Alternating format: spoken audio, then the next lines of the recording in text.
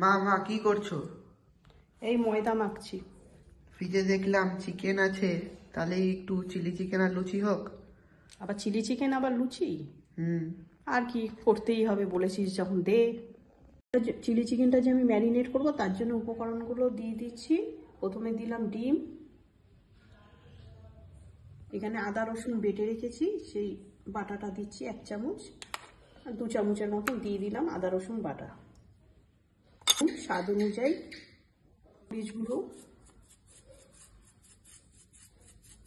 আর দেবো ভিনিগার,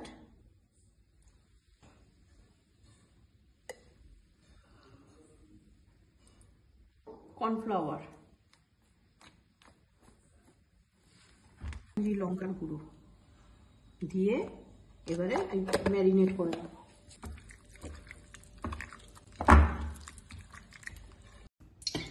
কড়াইটা গরম হয়ে গেছে, তেলটা ঢেলে দিচ্ছি। তেলটা গরম হয়ে গেছে, এবারে আমি চিকেনগুলো পকোড়াগুলো ভেজে নেব। ভাজা হয়ে গেছে বন্ধুরা, এবারে তুলে ফেলছি। বন্ধুরা এটা আপনারা ঘন্টাখানিক, এই চিকেনটা ঘন্টাখানিক ম্যারিনেট করে রেখে দেবেন, কিন্তু আমার হাতে সময় নেই, ওই জন্য আমি এখন সঙ্গে সঙ্গে ভেজে ফেলবো পকোড়াগুলো। চিকেনের পকোড়াগুলো ভেজে তুলে রেখেছি। এবার দেবো রসুন কুচু তেলে নিই। এবারে লাল লাল করে, লাল করতে হবে না, হালকা একটু কালার এলেই এবার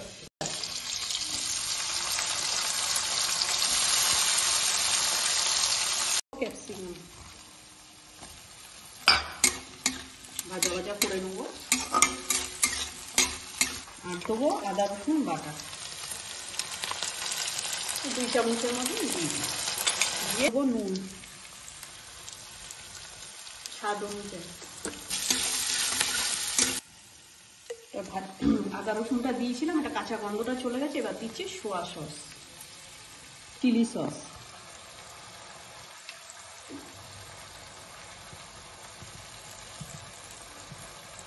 লঙ্কার গুঁড়ো,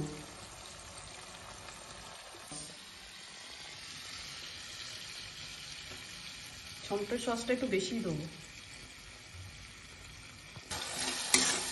চিকেনগুলো পকোড়াগুলো এবারে দিয়ে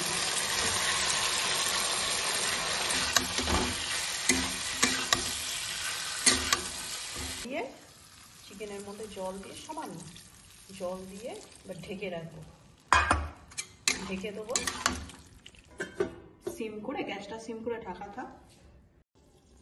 থালাটা তুলে নিই, তুলে দেখি কি পরিস্থিতিতে রয়েছে। হয়ে গেছে, সিদ্ধ হয়ে গেছে। এবারে আমি কর্নফ্লাওয়ার গুলিয়ে রেখেছিলাম জলের মধ্যে, এটা দিয়ে দেবো। এখানে রয়েছে পেঁয়াজ পাতা আর কাঁচা লঙ্কা কুচোনো, এটা ওপর দিয়ে দিয়ে দেবো।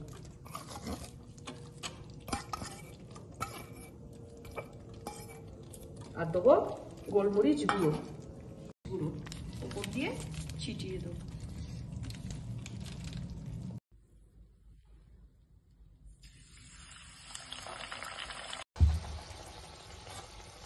বন্ধুরা আমার রাতের ডিনার কমপ্লিট হয়ে গেছে।